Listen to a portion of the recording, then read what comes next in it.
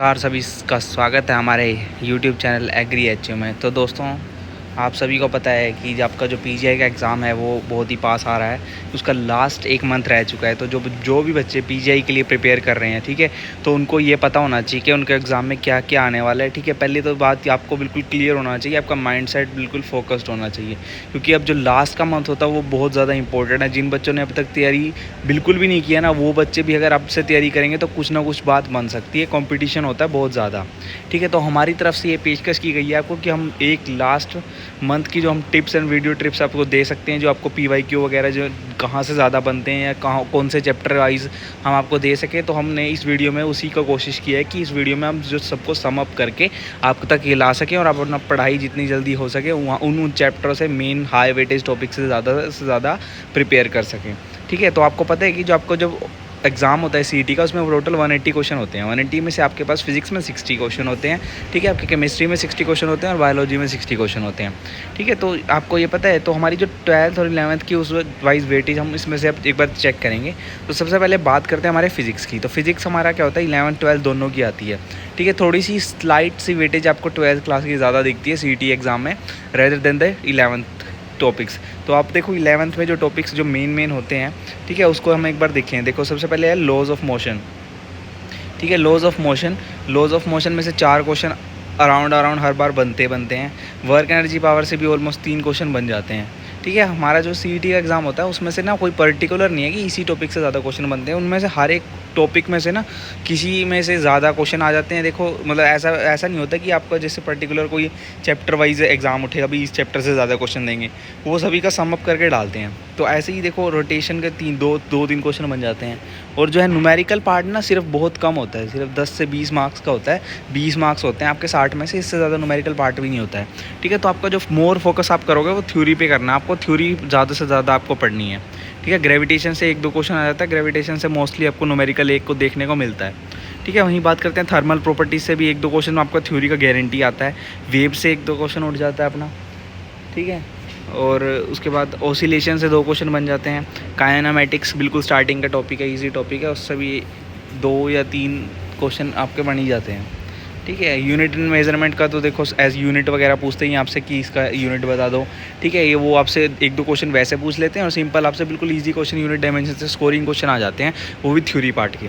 ठीक है, properties of bulk matter से भी 1-2 क्वेश्चन आपके उठ जाते हैं। ये सारे थ्योरी बेस्ड चैप्टर हैं और इनमें से ही क्वेश्चन ज़्यादा उठते हैं। बात करें हम देखो 12th के टॉपिक की, तो 12th के टॉपिक में यार देखो हमारे पास जो है इलेक्ट्रोस्टैटिक्स और जो हमारी करंट वाली यूनिट बहुत ज़्यादा इंपॉर्टेंट है। हाई स्कोरिंग यूनिट है, यहाँ से थ्योरी और न्यूमेरिकल दोनों बन जाते हैं हमारे। ठीक है, बहुत ज़्यादा स्कोरिंग है। ठीक है, इसको बिल्कुल ईजिली हम स्कोर कर सकते हैं यहाँ से। ठीक है, इलेक्ट्रोस्टैटिक हो गया, करंट, इलेक्ट्रिसिटी हो गया, मैग्नेटिज्म हो गया, अल्टरनेटिंग करंट हो गया, इनसे काफ़ी क्वेश्चन बन जाते हैं और देखो स्कोरिंग भी बहुत ज़्यादा है। ठीक है, इनमें से आपको थ्योरी और न्यूमेरिकल दोनों बेस्ड क्वेश्चन देखने को मिल जाते हैं। ऑप्टिक्स से भी 5 या 4 क्वेश्चन, मेनली 3 या 4 क्वेश्चन थ्योरी के मिल जाते हैं। ठीक है, और 1 या आधा न्यूमेरिकल आपको मिल जाता है टेलीस्कोप वगैरह के ऊपर, या फिर कॉन्वेक्स कनकेव लेंस के जो फोकल लेंथ वगैरह पे उस पर 1 आधा न्यूमेरिकल भी देखने को मिल जाता है कई बार। ठीक है, ठीक है, आपके जो मॉडर्न फिजिक्स है जितने भी, उसमें से भी देखो वो सारा आपको पता है कि थ्योरी बेस्ड होता है, सारा का सारा उसमें सारा थ्योरी है, उसमें ज़्यादा न्यूमेरिकल है नहीं है। ठीक है, उसमें से कांस्टेंट यूनिट पूछ लेते हैं कई बार आपसे एग्जाम में। ठीक है, तो ऐसे इजी क्वेश्चन भी बन जाते हैं। देखो इन जो बैकवर्ड यूनिट है ना, इनमें से तो मेनली इजी क्वेश्चन और थ्योरी के क्वेश्चन ही बनते हैं। इलेक्ट्रोमैग्नेटिक वेव से और एटम एंड न्यूक्लियाई से देखो ये थ्योरी बेस्ड क्वेश्चन है, इनसे ज़्यादा आपको न्यूमेरिकल भी देखने को मिलते नहीं है। ठीक है, तो मतलब देखो इस हिसाब से देखा जाए तो फिज़िक्स को हम अगर मेन फोकस करके थ्योरी पे जाकर फोकस करें तो हमारे जो है स्कोर बढ़ने के चांसेस ज़्यादा रहेंगे। तो हमें थ्योरी पे ज़्यादा फोकस करना चाहिए रेदर देन न्यूमेरिकल्स। ठीक है, तो ये बात करी हमने फिजिक्स की। इसके बाद हम चलते हैं केमिस्ट्री की। और केमिस्ट्री हमें क्या कहता है, देखो 11th 12th, तो 11th 12th की वही 12th का थोड़ा सा स्लाइट वेटेज ज़्यादा रहता है 11th से।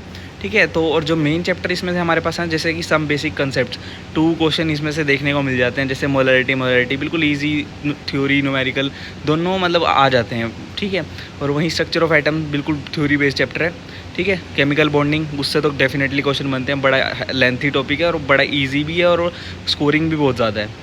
स्टेट ऑफ मैटर आपका देखो अब उससे पहले क्वेश्चन आते थे, बट अब तो ये कट हो चुका है टॉपिक, आपके एनसीईआरटी से हट गया है, तो आप इसको लीव कर सकते हैं। ठीक है, आपका थर्मोडायनेमिक्स से क्वेश्चन बन जाते हैं, इक्विलिब्रियम से भी अच्छे खासे क्वेश्चन बन जाते हैं, रिडॉक्स से भी क्वेश्चन बन जाते हैं आपके। ठीक है, ऑर्गेनिक बेसिक ऑफ हाइड्रोकार्बन, देखो ऑर्गेनिक तो आनी ही आनी है आपके पास, ऑर्गेनिक तो आप लेके चलना। कि मतलब ज़्यादा से ज़्यादा ऑर्गेनिक पे ज़्यादा ध्यान दियोगे तो फिर उसमें स्कोर बढ़ने के चांस ज़्यादा रहेंगे आपके, ठीक है। और बात करें अपना 12th के टॉपिक की, 12th के टॉपिक में सॉलिड स्टेट, ठीक है। सॉलिड स्टेट भी आपका देखो पहले आता था वहाँ से 1-2 क्वेश्चन, बट अब जो है एनसीईआरटी से आपका कट चुका है, तो आप इसको अब लीव कर सकते हैं। सोल्यूशन से क्वेश्चन आते हैं, बिल्कुल डेफिनेटली क्वेश्चन आते हैं, इजी क्वेश्चन आते हैं। इलेक्ट्रोकेमिस्ट्री से आते हैं, काइनेटिक्स से भी ऑर्डर वगैरह वाले क्वेश्चन बहुत ज़्यादा आते हैं। आपसे ऑर्डर पूछ लिए, जीरो ऑर्डर क्या होगा, फर्स्ट ऑर्डर क्या होगा, ठीक है। सेकंड ऑर्डर का जो आपका फॉर्मूला बता दो क्या होगा, या फिर उसको कैलकुलेट करना भी आ जाता है कई बार, ठीक है। सरफेस केमिस्ट्री से भी पहले 1-2 क्वेश्चन आता था, पर अब जो है वो टॉपिक कट चुका है, तो वहाँ से भी क्वेश्चन अब नहीं आते हैं, ठीक है। आपका पी ब्लॉक से भी पहले क्वेश्चन आते थे, बट अब जो है उसको हटा दिया गया है, तो अब से उस मतलब पिछली बार से क्वेश्चन नहीं आ रहा है अब, ठीक है। डी ब्लॉक से क्वेश्चन आता है आपके पास, कोऑर्डिनेशन कंपाउंड से क्वेश्चन आता है, ठीक है। हमारे पास अच्छे खासे कोऑर्डिनेशन कंपाउंड और हेलो एल्केन, देखिए अल्कोहल और ये आपका एल्डिहाइड और कार्बोक्सिलिक एसिड, यहाँ से बहुत ज़्यादा हाई वेटेज आपके पूछे जाते हैं। 60 में से कम 10-12 क्वेश्चन आपके यहाँ से मिल जाते हैं आपको, हेलो एल्केन से, अल्कोहल से और कार्बोक्सिलिक एसिड से। जितने भी नेमिंग रिएक्शन है, कैनिज़ारो, ठीक है। आपका जितनी भी आपके पास रिएजेंट है, सब के सब ज़्यादा बहुत ज़्यादा इंपॉर्टेंट है, क्योंकि वो डायरेक्टली पूछ लिए जाते हैं एग्जाम में। तो केमिस्ट्री में तो यही सारा कि आप ऑर्गेनिक जितना अच्छे से करोगे उतना तो आप स्कोर कर पाओगे, ठीक है। तो ये बात हम करी हमने केमिस्ट्री की। और लास्ट हमारा बचता है बायोलॉजी। तो बायोलॉजी तो बहुत ईजी सेक्शन है, हर एक बच्चा कर ही लेता है, ठीक है। ईजी क्वेश्चन आते हैं, डायरेक्टली क्वेश्चन फ्रॉम एनसीईआरटी आते हैं। डाइवर्सिटी ऑफ लिविंग ऑर्गेनिज्म में जो आपके चैप्टर हैं जितने भी, उसमें से 5 क्वेश्चन आपको मिनिमम दिख जाते हैं। स्ट्रक्चरल ऑर्गेनाइजेशन में से भी 4 क्वेश्चन आपको दिख जाते हैं। सेल स्ट्रक्चर चैप्टर में, ठीक है, सेल चैप्टर आपका और माइटोसिस वाला चैप्टर आपका, सेल डिवीजन वाला बहुत इंपॉर्टेंट है, वहाँ से भी काफ़ी क्वेश्चन उठते हैं, ठीक है। प्लांट फिजियोलॉजी बहुत ईजी है और स्कोरिंग भी बहुत ज़्यादा है आपको, ठीक है। ग्लाइकोलाइसिस, फोटोसिंथेसिस, वो सारे टॉपिक जो आपको क्लियर होने चाहिए। जितने भी एक्सपेरिमेंट्स है, साइंटिस्ट का नेम, जैसे वो जो आपको नीट लेवल के लिए पढ़ते हैं वही सेम एज इट इज़ आप यहाँ भी पढ़ सकते हैं, ठीक है। आप बायो में तो बहुत अच्छा स्कोर कर लेंगे, ठीक है। और वहीं बात करें ह्यूमन फिजियो से, वहाँ से भी आपके जो है डिजीज़ वगैरह के क्वेश्चन बहुत ज़्यादा पूछे जाते हैं, डिजीज़ के नाम पूछ लेते हैं। वहीं 12th के टॉपिक में रिप्रोडक्शन, जेनेटिक्स, ठीक है, जेनेटिक एंड एवोल्यूशन, वहाँ से भी ठीक ठाक अच्छा क्वेश्चन आते हैं। देखो एवोल्यूशन एक बड़ा इंपॉर्टेंट चैप्टर है और वहाँ से बहुत ज़्यादा वेटेज भी कैरी करता है वो, ठीक है। बायोलॉजी एंड ह्यूमन वेलफेयर, देखो वो भी देखो आपका एक इंपॉर्टेंट चैप्टर है। बायो में तो हर जगह से क्वेश्चन आ जाता है, मतलब हम प्रेडिक्शन भी नहीं लगा पाते, क्योंकि देखो नीट में जैसा होता है हमारा बायोलॉजी का, वैसे ही सिस्टम होता है, ठीक है। तो वही मतलब एज इट इज़ सेम बात है। और बायोटेक भी एक लेंथी यूनिट है, और उसमें से भी मतलब देखो आ ही जाते हैं। मतलब कई बार ऐसा हो जाता है कि जब एग्जामिनर का मूड किया तो बायोटेक से भी ज़्यादा क्वेश्चन डाल देते हैं। कई बार PYQ चेक करोगे तो वहाँ पर बायोटेक के क्वेश्चन कई बार आपको किसी एग्ज़ाम में ज़्यादा भी देखने को मिल जाते हैं, ठीक है। लास्ट जो हमारी यूनिट बचती है, ecology and environment. Ecology and environment से भी देखो अच्छे खासे क्वेश्चन बन जाते हैं, ठीक है। स्कोरिंग और थ्योरी बेस्ड यूनिट है, ज़्यादा कोई हाथ पैर मारने की ज़रूरत नहीं होती उसमें। तो ये हमारा जो है बायोलॉजी का सार रहा। तो गाइज़ अब देखो बहुत कम टाइम बचा है अब तैयारी के लिए आपके पास। तो अब जो अगर आप